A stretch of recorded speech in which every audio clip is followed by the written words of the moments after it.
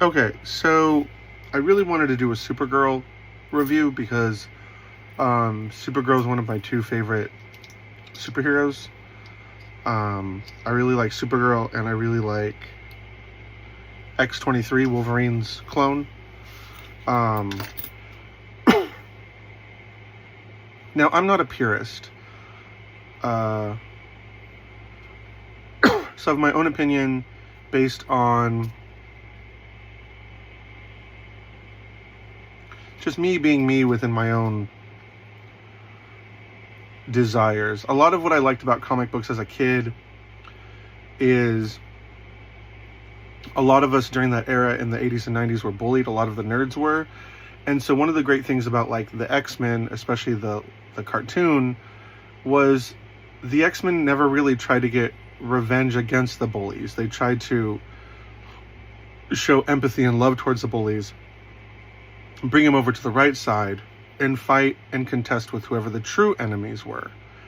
And I really liked that, and I felt that came about because during that time, a lot of our dads came back from Vietnam, and they were really intense against their kids, but you had this kind of loving Catholic nature from a lot of the moms, and so you would grow up in this high pressure circumstance where you didn't hate your dad, you loved your dad, but there was a conflict, and your mom would show you such love, it would create like a castle around you.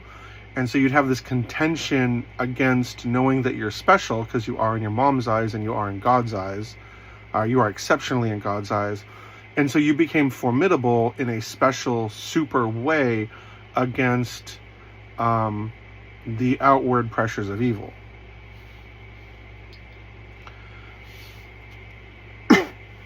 So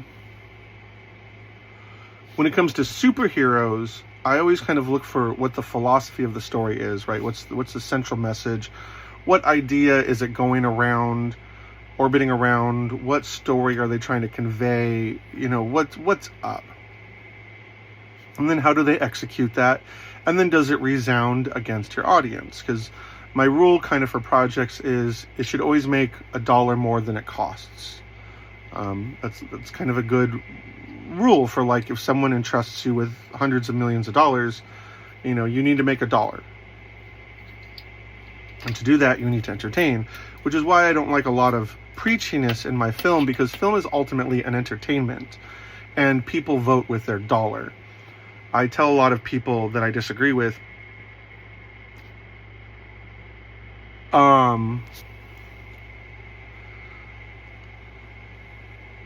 sorry, I was getting a bunch of texts.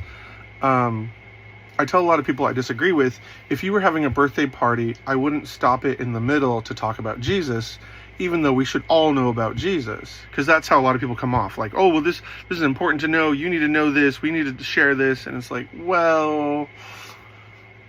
And so the same reason I don't want your preachiness in my movies is I don't think I should put my preachiness in your movies. So when there's preachiness, I tend to check out. And I'm the sort of guy who, like, I bring a lot of people to the movies, and I share a lot about what I love for movies. So when you throw not my feedback, but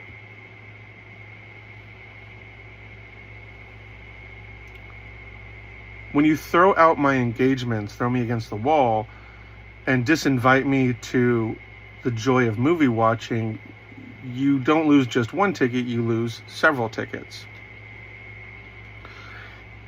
And so when the actress who plays Captain Marvel said, I don't need another white man's opinion, and I don't blame her. Hollywood does some serious marketing because the movies cost $200 million. So I'm not upset at the actors and actresses so much as I think the marketing department is ridiculous. You get so stuck on marketing things that you forget to rein it in and make sure you check with your audiences. And then I think the other place the marketing department fails is the people who scream the loudest might not necessarily be the people who are buying your tickets. So be careful, because if all these people say they want something, that doesn't mean, one, they know what they're talking about, and two, they're going to buy tickets. So for example, one time in the 90s, I was interviewed about video games. What's the most important thing about video games? And one of the questions was graphics. Like, we were all really into graphics because I think Super Nintendo was out, but N64 wasn't out yet. But I knew in my heart that gameplay was the most important. And you see this, right? South Park is huge. The Simpsons is huge. The Undertale video game is huge. You don't need graphics to sell something. But we think we do. And so when you do what your audience asks for, it doesn't always translate well. Here's another example. There was a show I used to like when I was a kid called Square One. You can probably find it on YouTube. And at the end, they had these math detectives. And it was really cool. It was like, detectives by math, learn math. And all of us kids loved it. And we always wanted more because it ended on a cliffhanger. So it was like, more, more, more. But when they gave us more in the second season, it was really boring. Because it wasn't that we wanted more. We wanted to know what happened next. Because the cliffhanger was so good. Like, ah. So it went in the wrong direction. Or in the original X-Men cartoon, everyone's favorite character was Morph. Morph died in the first season, which did two things. It taught you that the show was real. Like, you know, it took itself seriously. And two, it demonstrated long-form storytelling. The problem is when they brought Morph back, they broke that. It showed that it didn't take itself seriously. Every pain and heart gain could be erased, and it wasn't doing long-form storytelling. It was trying to acquiesce what we wanted. You know, like, if I'm hangry, if I'm hungry and I'm angry, and then I eat, whatever I said while I was hungry and angry didn't really count. The same way an audience can say, oh, bring Morph back, or no, Morph is my favorite character, so the studio says bring Morph back. No. For the same reason, I think bringing Vision back in the Marvel Universe was an awful mistake, and bringing Gamora back, both of those, in my opinion, should have stayed gone. As gone characters, they create a permanency to the story. They create permanent plot points that are always kind of a black hole, like the drain on a sink. They always cause the story to move in a bit. Remember Gamora? Remember Vision? Anyways. So, Supergirl.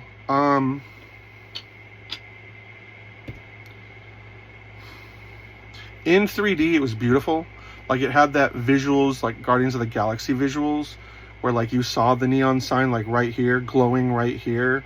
And it was just wonderful. It was just absolutely wonderful. Like, it was so beautiful. Those scenes were so beautiful. It was like eating eye candy. I was just like, wow.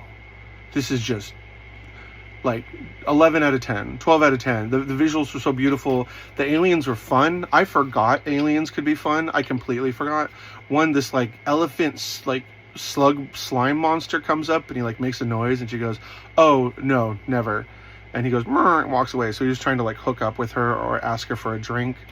And it was just really funny and really cute and really interesting. And the aliens looked cool. They looked interesting. And so some of the scenes by themselves were really cool. And I've heard that's kind of a new way Hollywood's kind of writing things, is it has these scenes and then it tries to plug them in order, which is not how you want to do things. It's how early scriptwriters do things. So early scriptwriters they'll start at the beginning and they'll write their story and hope it comes to an ending. When you study script writing, you learn, and remember, the first rule of Hollywood is nobody knows what they're doing. So you don't have to stick to these rules, but these are like where you start. Like, cars have 4 wheels that work on a road, but maybe you're doing an off-road something, or maybe you're doing a dune buggy thing, or maybe you want a hovercraft. Anyways, whoa. Let me start another video. Okay, so a lot of the scenes by themselves were pretty awesome. I don't know that they... So in theater, let's go back. There's a lot of theater that is good that you can read, a lot of plays. So you can gain a lot of experience on how to navigate the minutia of storytelling. Think of it like studying how different songs work, what you want, what you don't want, and then all of a sudden something like dubstep comes out and completely breaks the molds. I'm losing my train of thought because it's almost bedtime.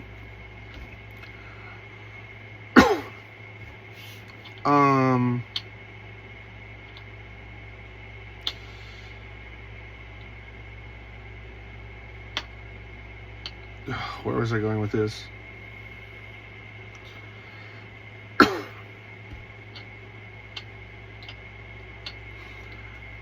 Thanks. The Holy Spirit's like, here. You only have 1.5 to like 2.5 hours usually. So you want to drive as much of the story or impressions as you can. You want to bring it to the height of the heights and the lows of the lows and the height of the heights. So you have as much flair and fun, basically to impress upon the audience what you're trying to communicate as diligently as possible. It doesn't always mean a hard impression. It could be a soft impression, a feathery impression, a weird impression. But a story is generally a lot of impressions that become kind of an art of communication and residualcy. So some of the scenes where she's like stopped at a kind of a quickie mart, that was a great scene. That was amazing. That was funny. That was weird. I liked the blocking, which is how like everyone moved around. I liked there's the scene where she's on a bus traveling through space. I thought that was quirky and fun. I even didn't mind Seth Rogen.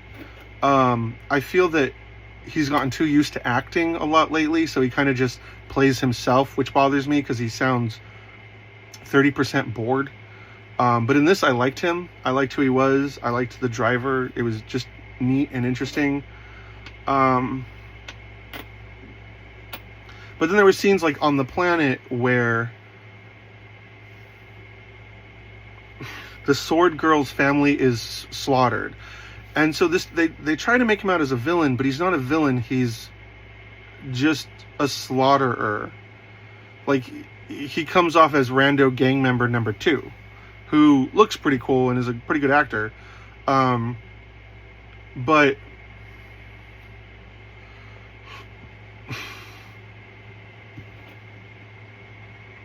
like, I was telling someone it almost would have worked better if it was from the Sword Girl's point of view, which is what True Grit was. I know they were trying to follow the comic, but the showrunner who ran the X-Men animated series from the 90s had something important to say. She said, you cannot copy a comic book.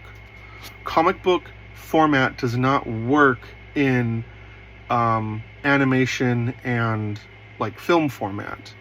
They just don't translate well. And here's kind of the reason. In a comic book, I can sit with a scene. I can sit with the beauty of a scene. I can take my time and think about it. But you've got a clock in a film. Like, you have to move, and you have to kind of have everything move towards the climax during the peak of the roller coaster and the drop, kind of. In a comic, you know, I care about the things she does because I'm a caring person. In a movie, you can do the same thing,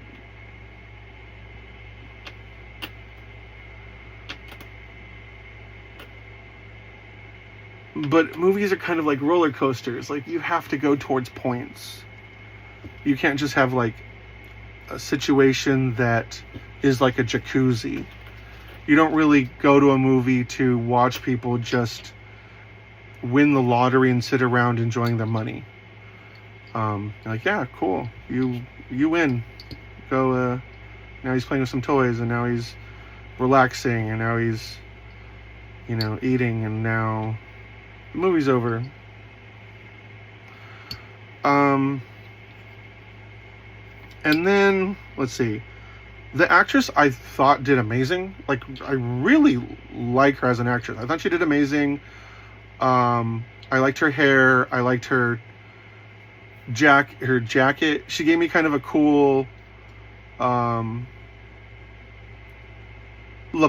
sort of vibe. I'm not saying she's that cool, chill out, but like somebody who is doing their best to be like Lebowski inspired. even if it was kind of pretentious in a cool way.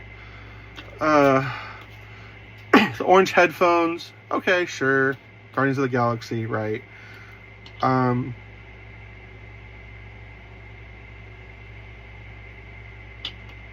Yeah, the outfit I loved. I thought the outfit was really good. I liked the skirt. I liked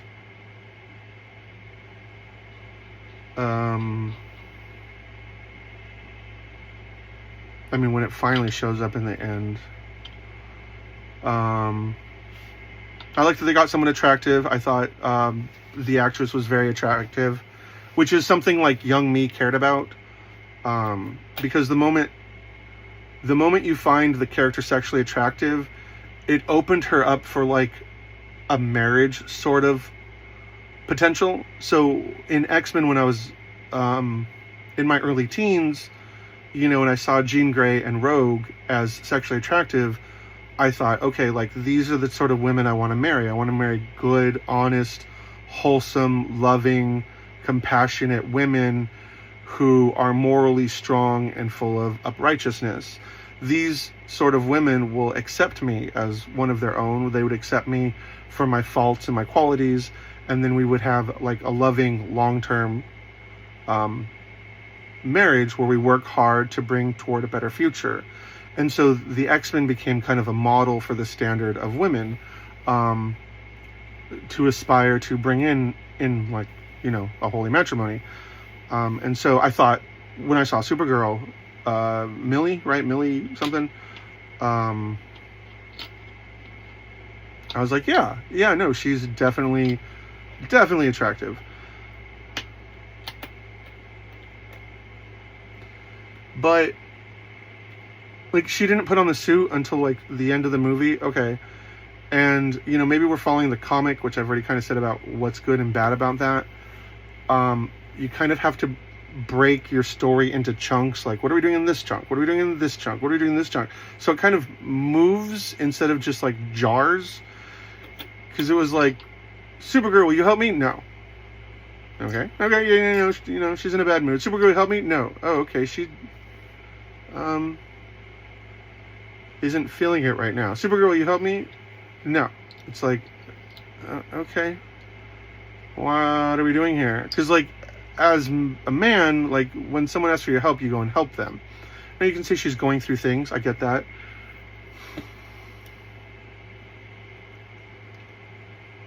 But she took too long. And you can say like it's her right to, or different people process things at different times. But part of a hero is stepping up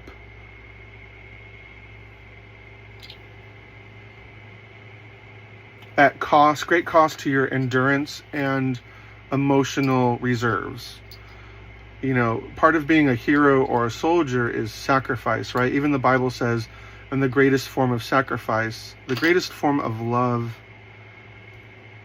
I don't think I can get it here. Let's see if I can find it.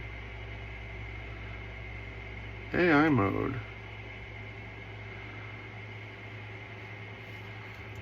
The Bible says about the greatest form of love being sacrifice.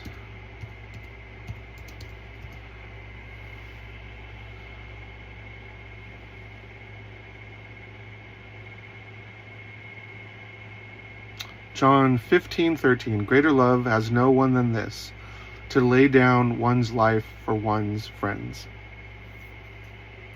Right? It's a big deal. And starting a video. Okay, and she didn't. And we can go back to the comic, sure. I don't know that they did a good job communicating the comic. I'll read the comic and then maybe do another video. But go back to my notes.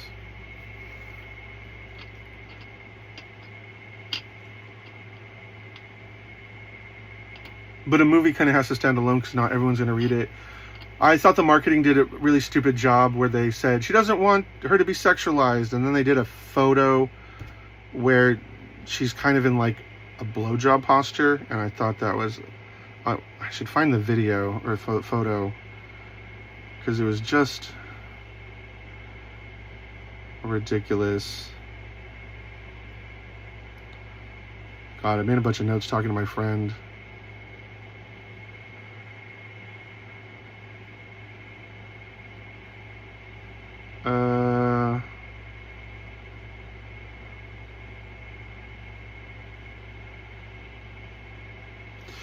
Yeah, one reviewer said there was no hero in this, and I agree.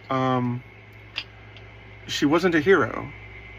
Like, she fought and helped, but a hero stands for more than themselves. Like, Batman doesn't kill. And I didn't mind, and spoilers, I didn't mind that she killed someone, but she never stood up for anything. She just fought fights she got dragged into. It was just like the movie John Carter. He's always like, oh, I'm not going to help. Oh, I'm not going to help. It's like, well, then why are you here? Why are we here? Like, leave or help. Even in the Bible, it says, what does he say? He says, Jesus says, or I will vomit you out of my mouth.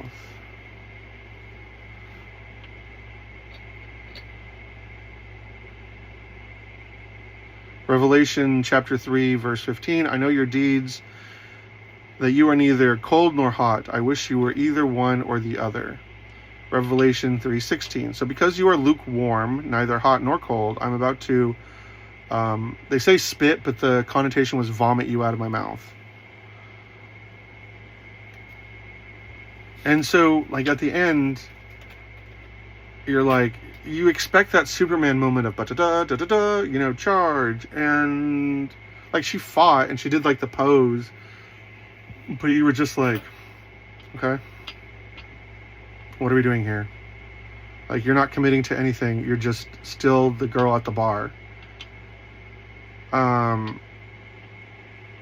And there wasn't that music. Superman always has that da-da-da, da-da-da, because Superman is a story about righteousness versus wrong, black versus white, doing the right thing always, especially in time of perils.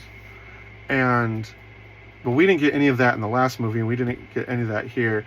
I mean, he was trying to be good, but in the last movie about Superman, when Lois says, so Superman says,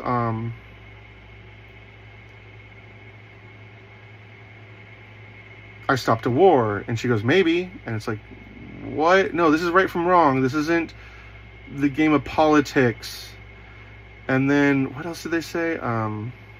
People would have died. Well, you don't know that. Did anybody ask you to help? And it's like, okay, this is some bad, and you hear this, and I'm not picking on girls here. I think we just all need to move towards Christ and the philosophy of love.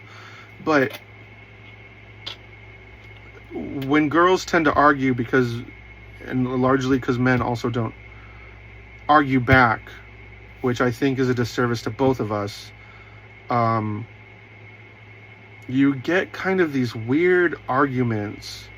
Like, I was dating this girl one time, and she started screaming. Like, she just went from normal to all of a sudden mad. It was that kind of woke rage. It was, what did she say? Oh, and there's a rape culture. I said, what? No, there's not. And she said, yes, there is. There's in America. And I said, no, if there was that, it means we want that. We work for that. We appreciate that. Nobody in America does. Even the bad guys, even the monsters who do it don't want to be those people. They've just have had horrible things happen to them, and they have become monsters. They don't want to be monsters. And then she like chilled out. I was like, what was that about?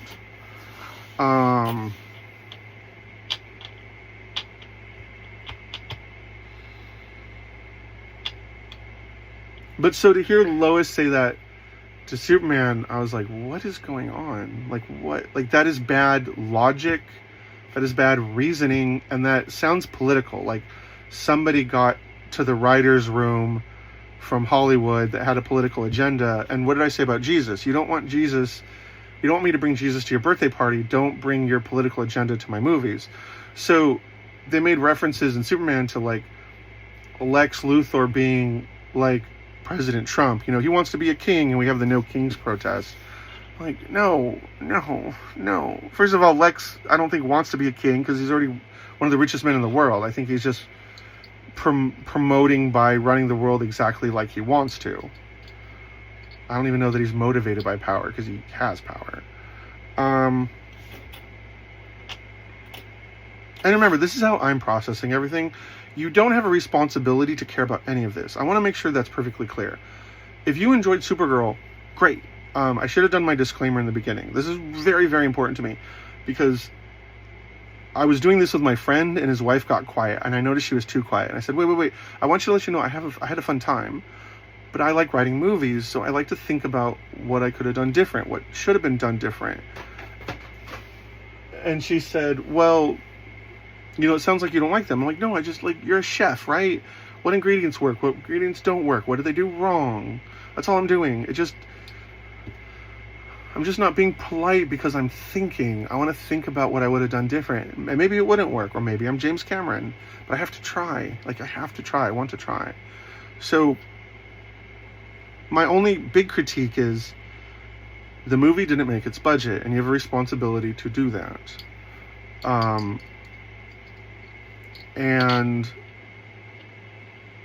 But after that, it's like my opinions, how I want things to go, how I think things should go, and how I anticipate things would have gone successfully. And unlike a lot of people, I'm writing my own stories, and I plan on making my own movies. And I told that to a friend of mine who does make movies. I said, when you hate every movie that comes out, it's time to make some. And he says, I like that. So there was this thing in the writing where she just kind of lays down until the problem resolves itself, which I didn't like because, and we learn this in books about writing, where the villains are always more interesting because they're proactive and superheroes are reactive. Superheroes don't show up till there's a problem.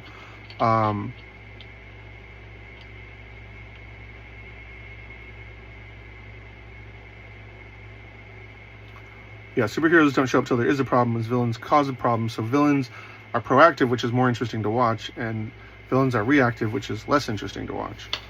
And so she was just reactive. She was like, oh no, I can't do anything. I'm being poisoned by a green sun. Like, okay, that's kind of interesting. But it was also like, oh no, I can't do anything. I've been poisoned by this drink. And you're like, okay. Oh no, I can't do anything. I've been poisoned by a kryptonite dart. You're like, okay. Oh no, I can't do anything. I'm on a red sun planet. And you're like, you're pretty useless, aren't you? Like, why are you here? Like, why are you making fun of your cousin? Like, what is going on? This is ridiculous. Like, you're not helping anybody. You're not doing anything to help yourself. I get it, you're sad, but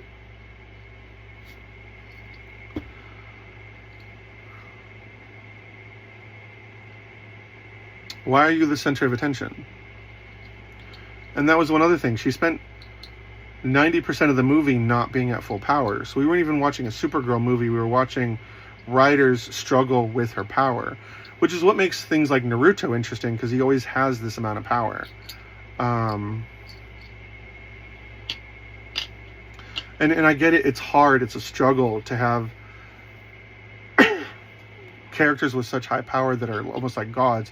And what you do is you make the struggle the clock or what's at risk. Like, people's lives are at risk and you have to do things about it. That's tricky.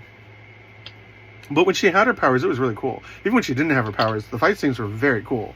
I liked all of the fight scenes. They made her too dark. I don't know why. I think they were trying to be gritty, but not letting me see things does not make things gritty. Having everything dust colors does not make everything gritty. You can do stylization, but this wasn't stylization. This was dust and dark.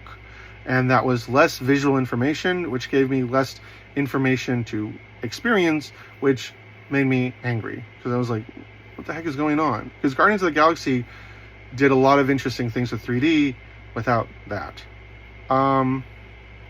And like, you can make things look gritty without making them brown. Like Diablo 4. Why is everything gray or brown? That is not the what? You have all the creative tools in the entire universe, and your most creative brain cells go, brown is interesting. No, brown is not interesting. I'm sorry. I don't blame anyone, because Hollywood, since there's so much money at stake, everyone likes to put their fingers in the pie, which is not what you do. When I run things for my studio, I'm going to put one chef in charge, and I'll have me or someone else be able to check them a little bit, just because creatives can kind of go off the rail. Like, this scene is 30 minutes long. Are you sure it should be that way? But that's it. Just like one person to make sure they're not bananas. And that'll be their thing. Like, hey, you're being bananas. If they're not being bananas, I don't care. Or if they're being bananas on purpose, that might be fun. There was that one war movie where it was like one shot. That was kind of cool. Oh, another video. So, what else was I going with?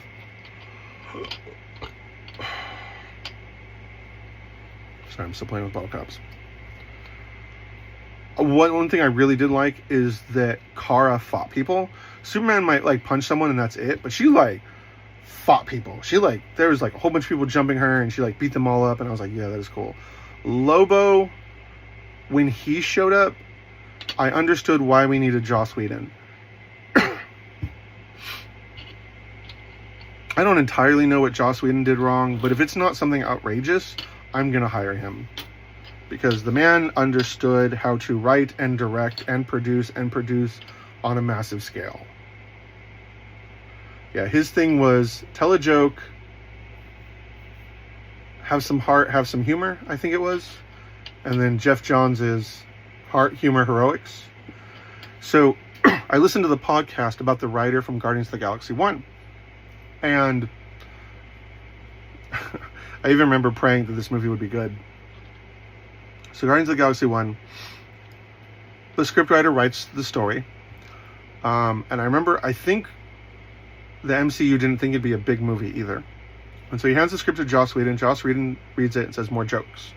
And this happens a lot. He goes, all right, so I added more jokes, and I handed it back, and he said more jokes. And so I wrote more jokes, and I added it back. And then he handed it back to me and said more jokes. And this went on like 7 times. And so finally he wrote as many jokes as he could pump into that script. And that's the one they used.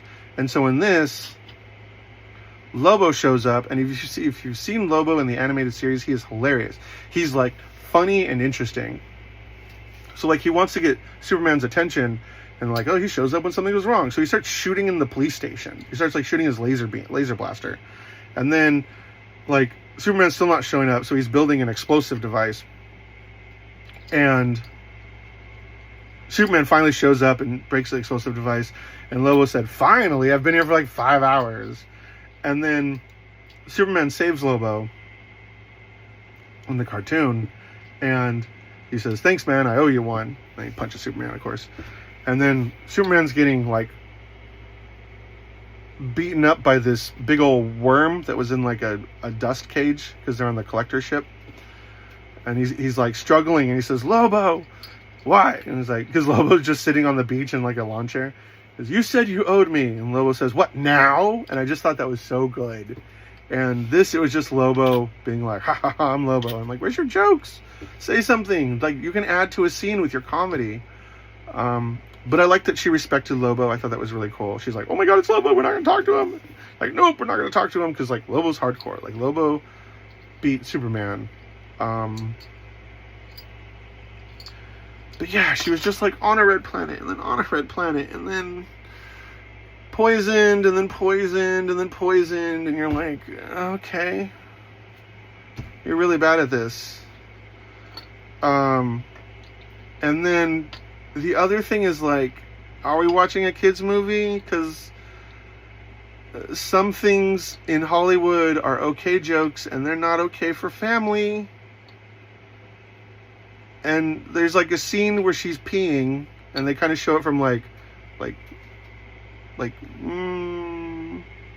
you barely see like anything. Like, you see her leg, and you're just like, okay. You don't really want to mix frat boy humor in a movie where you want the family audience. Like, Guardians of the Galaxy skirted that line really well. Hey, I heard these guys think you're attractive. Maybe you can work out some sort of deal. Are you serious? No, I really heard they found you attractive. Like, oh, that was such a good line. And so, they made the girls attractive without being too vulgar. And just being is frat boy adult humor. And then when she's poisoned and she's putting her fingers down her throat, that's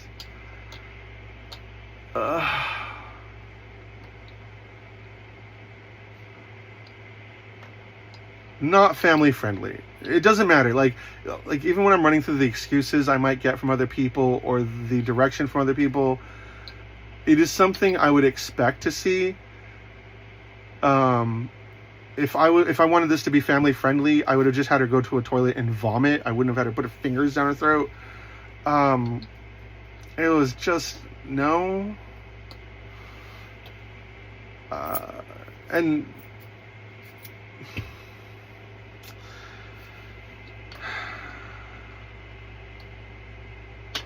I love the screaming in space. She's a great actress. I really loved watching her perform. And I thought the girl was a weak actress. I don't know if that was the lines she was given. It's hard to make a lot out of a little. And I'm not trying to insult the actress. I don't want to see her stop. But I'm trying to run my own studio someday, and I need to do everything I can to make money so that way I don't have to fire my crew, right? If you're going to take on a project this big, you have a responsibility to make money so no one loses their jobs. Like, if you like her as an actress, by all means, cast her. I'm not trying to put her down, but I'm trying to be critical because I want to be somebody who is successful. And if you want to be successful with $200 million, where they probably spend $400 million on advertising, means you need to make $600,000,001. I didn't like the way they treated Clark, Superman. They made him a dork instead of dorky. Like, he was a dork. I'm like, okay. And here's the thing is, I have high self-esteem. And when I was in high school, people would try to put me down, like men and women, boys and girls. And it just never worked. They'd be like, oh, you're really stupid. I bet only your mama owes you. And I'm like, okay. And they're like, yeah, you're really fat and ugly. Like, I bet you don't, no one's ever dated you before. And at the time, no one had. But I'm just like, okay, like, what is going on? And they're like, oh, I'm just saying, you're just like a fool. Like, you don't have anybody. Like, you've, never been with a girl. Da-da-da. And I'm like, okay. One time someone tried to fight me. I was coming out of a record store. And someone's like, oh, my friend's going to fight you. And I said, no, thank you. No, he wants to fight you, man. I'm like, no, thanks. It's just like, so it was always funny because that happened a lot to me. I was dating the high school girl, you've always seen the movies that everyone's like, whoa, like, it's her. And someone behind me was like, the three guys were talking about her. And I was like, are you talking about, and I said her name. And I'm like, yeah, what's it to you? I was like, that's my girlfriend. And they're like, no. I'm like, here's my photo. Here's a photo of us, of her that she gave me. And they're like, oh my God. They're like, Jesus Christ, man. And no one really bullied me after that. Some coffee or decaf. Anyways, so when you take characters I identify with, like Superman, who is like the epitome of all of like righteousness and inspiration, and you treat him as a dork, I just check out. Like, I don't identify with that character anymore. Like, okay, so you're turning him into a dork, and she's treating him like a dork. Well, you're one family I don't want to be a part of. Like, why am I here? Like, why am I giving you my money? Like, this is supposed to be entertainment. And then the last thing is, and a lot of these things aren't bad on their own, because, like, Superman can move from dorky to the righteous inspiration. He can move from this to the other thing, but, like, oh my gosh. Like, in the Superman movie, he wants to go after his dog. Cool. He finds his dog. Cool. He breaks the dog out.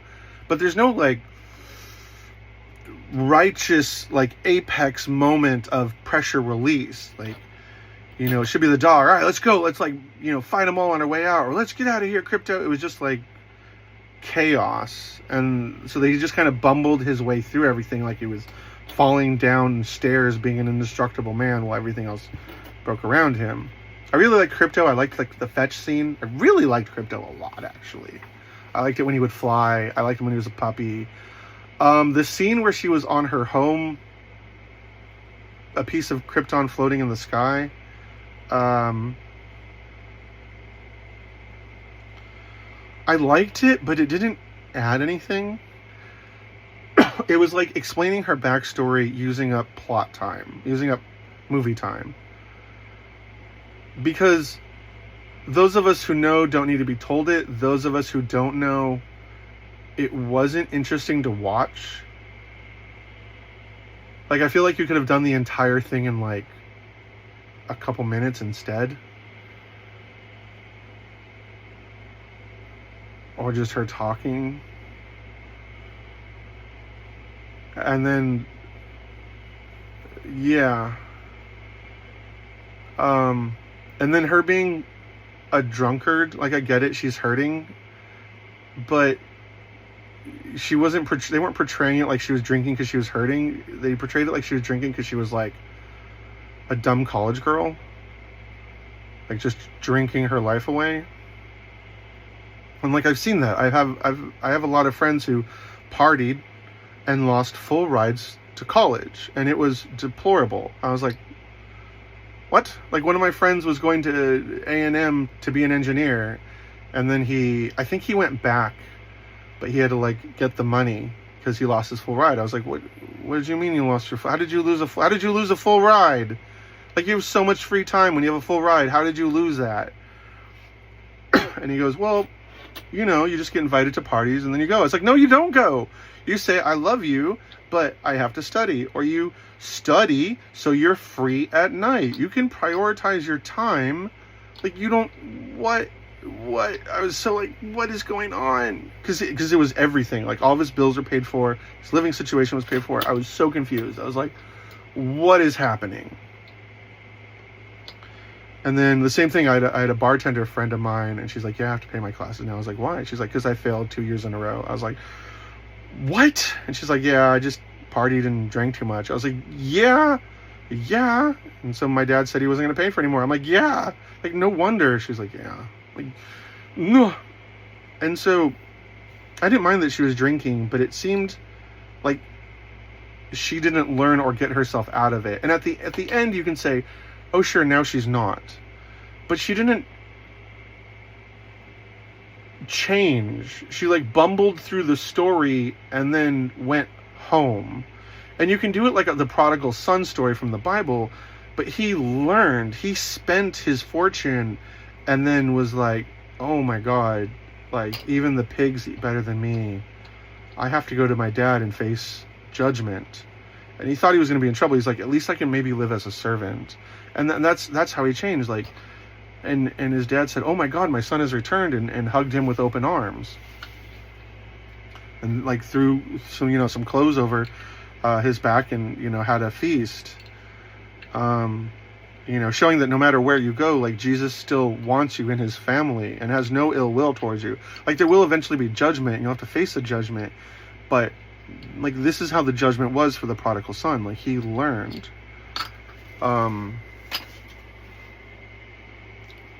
Another video.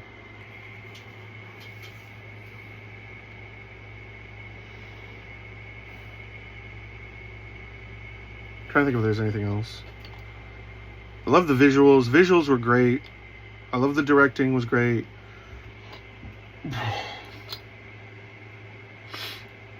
You know how Marvel films are PG-13, right? So you always kind of expect nothing to happen in the violence. Lobo being there made you really understand that nothing was going to happen. Like, he had his chain hook, and you're just like, you're not going to kill anybody, are you? You're just going to, like, flail it around and grab the motorcycle, grab whatever, and throw that around. And his motorcycle can fly, too. Like, it flies through the stars in the comics. So I was like, I like the spaceships. I liked her spaceship. I thought that was really cool. I really hate... So she tells Sword Girl, like, oh, don't kill people because then you'll feel bad. And maybe that would have stuck with it, but at the same time, like, she didn't kill the bad guy, so now the bad guy went and killed more families. And it's like, okay, that only works when the villain doesn't go and do that. It's one of my big problems with, like, The Walking Dead. I'm like, if you had killed these people, you would not have had a problem. What is going on? Like, you used to be a cop. What is going on?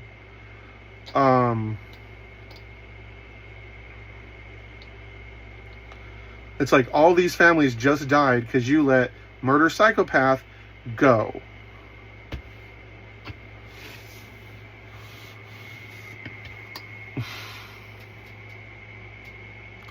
Yeah, I mean, they also forgot that she had super hearing, which I get. I like The Watch. The Watch was really cool.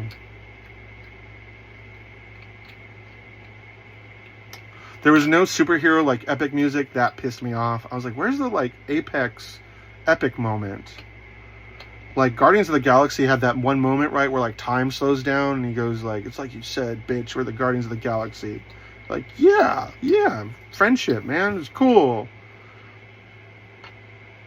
And then in the end, the way she, again, more spoilers, the way she just stabs him, it was so half-assed. It was so half-assed. It was like, she was like, I'm like, what? Are you going to execute him, or are you going to, like, play with your toys poorly? What do you want to do today? I don't know. Let's think about it. But like, no, I'm not spending time with you. I'm leaving because you're stupid. I have like 2 days off. What do you want to do? Okay. No. You can spend the day by yourself. Yeah. Nope. Don't you love me? No. Right now you're being a burden.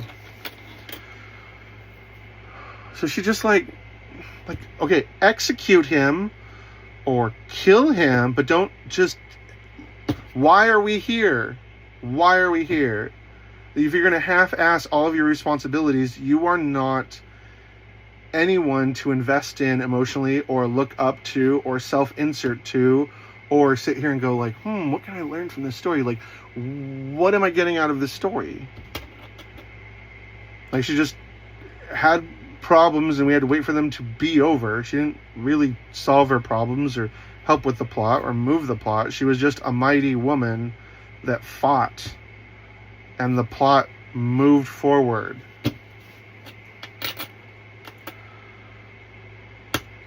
But I'm still rooting for all the players involved because Hollywood is difficult. And I still loved the movie. I will buy the movie as soon as it is available.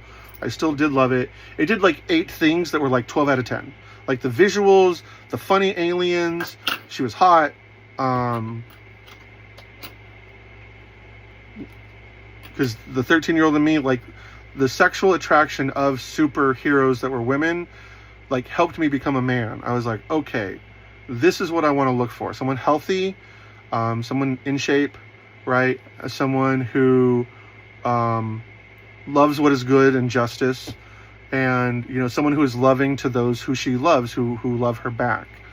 And so like all these qualities that I care about came largely from like X-Men and superheroes. And the ship design was awesome. Some of the music when it was there was pretty great. The fight scenes I really loved all of the fight scenes, I wish there was more. I wish the budget had been adjusted in a way where we had more like fun with the fights, because a Hollywood fight scene is kind of like wham, boom, wham, done. Whereas you can have things more like The Matrix where it progresses.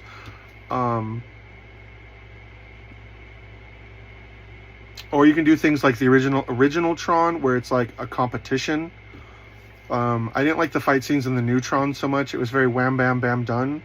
Whereas in the first Tron, it was like they had to outsmart, and it kind of played out. Think about like the Mighty Ducks movie or a sport movie, how it's like gain, loss, to and fro, this or that, technical maneuvering. That's what I like. That's what I kind of think the front of fight choreography is, fight storytelling is, combat storytelling.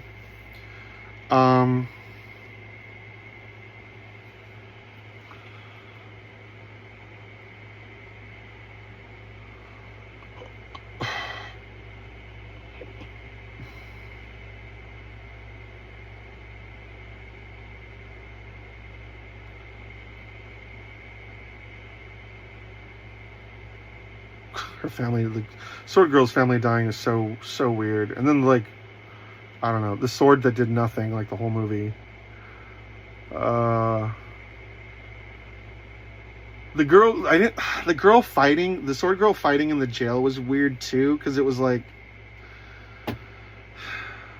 both you and Kara seem to have the same kind of strength.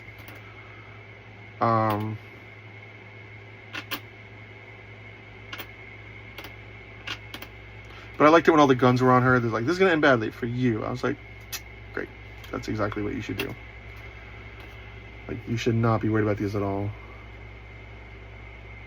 It was also weird, just as a human, to see someone, like, want to lose their powers, because we all struggle with being vulnerable. It's like, really? You're just going to... so you can get drunk? Really? Okay. I mean, you don't have to... I mean, okay.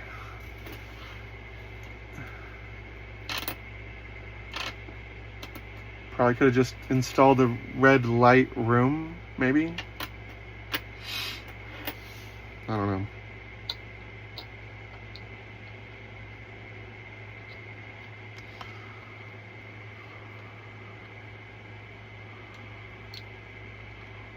Anything else?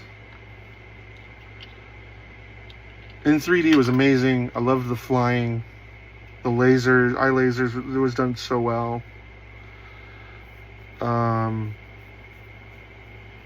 Her spin kicking and then grabbing the spear. I was like, thank you. We're finally doing Supergirl things.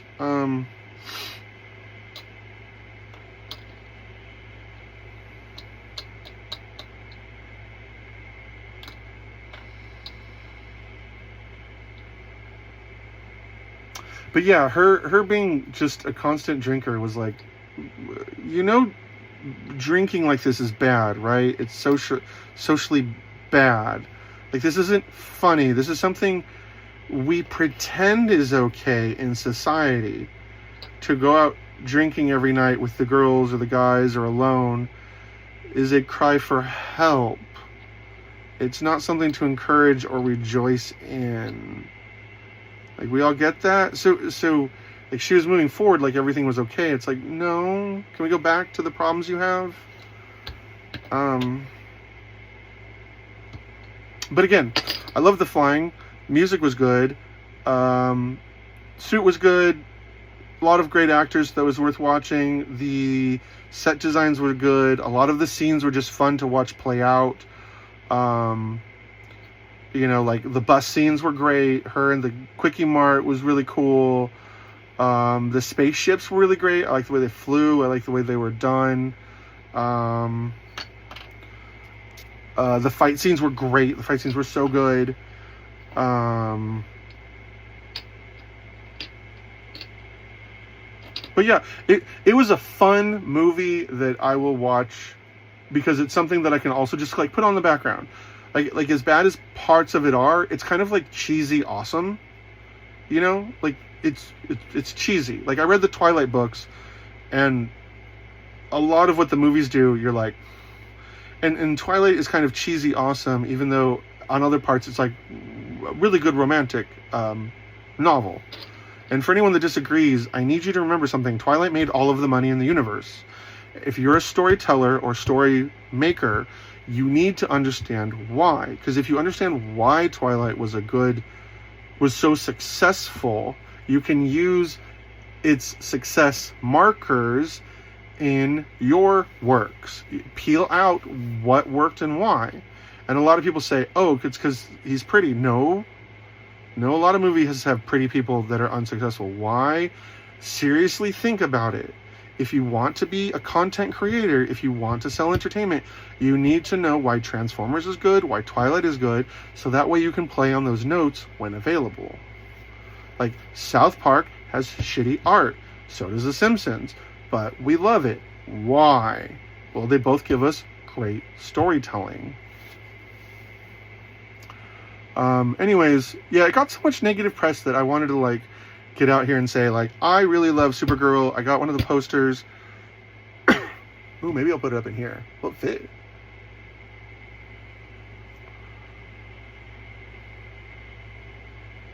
I think the answer is no. Maybe. I'll be right back. There you go. I got one of the posters.